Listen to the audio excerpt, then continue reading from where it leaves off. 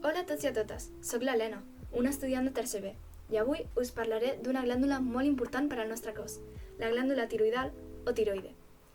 Què és la tiroide, direu? Bueno, té una funció endocrina i es troba al coll, al voltant de la tràquea i laringe. Està regulada per una altra glàndula, anomenada hipòfisi. La tiroide produeix dos tipus d'hormones, la tiroxina i la calcitonina. La tiroxina és crucial per al creixement i desenvolupament del cos i, juntament amb el cortisol, manté l'equilibri del metabolisme. En canvi, la calcitonina ajuda a dipositar calci als ossos, afavorint l'ossificació o creació de nou material ossi. Hi ha diversos problemes relacionats amb la tiroide, com el boci, que és l'engrandiment de la tiroide, que pot causar tos i dificultat per empassar, o fins i tot respirar. Prevenir-lo és fàcil, amb una dieta rica en iode, com utilitzar sal iodada o menjar peix blau.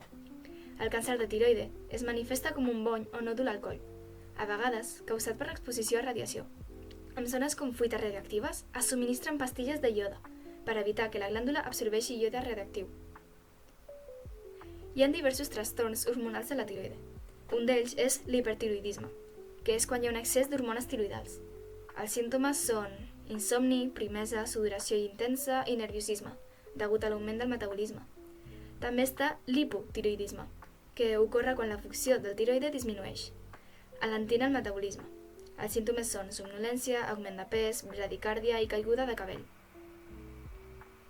Al tiroide trobem també els paratiroides, que es troben adherides a la part posterior i produeixen l'hormona paratiroidal o parathormona, que augmenta el nivell de calci a la sang, actuant de manera oposada a la calcitonina. I, bueno, això és tot sobre la tiroide. Espero que us hagi estat útil i que hagueu après alguna cosa nova sobre aquesta important glàndula. Fins a una altra!